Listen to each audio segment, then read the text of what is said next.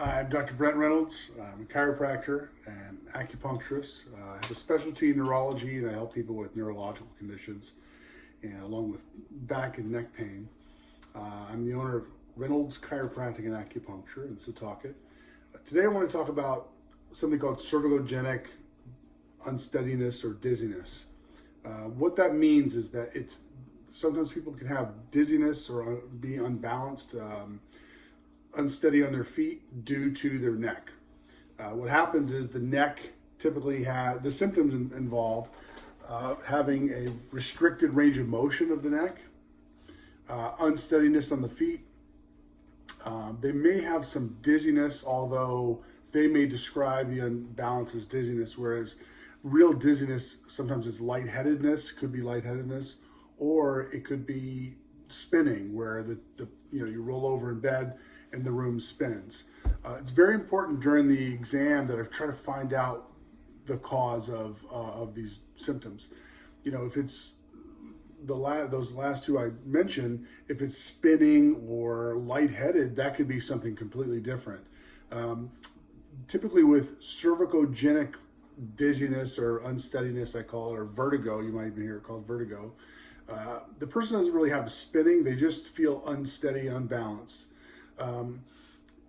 What happens is the joints of the neck no longer move the way they normally should move, and they may have arthritis or disc herniations or something like that in the neck. And so the signal from the neck to the brain becomes skewed, and your brain doesn't really know where you are in space as well as it did when the neck was moving properly. So, when we turn our necks to look to different sides and back and forth, we're actually stimulating the inner ear, which tells us where we are. So if your neck becomes injured and you no longer able to move it, and you just kind of go, oh, well, I'm not going to move it to that side because it hurts, so I'm not going to move it to that side where it hurts, so I'm just going to look straight ahead.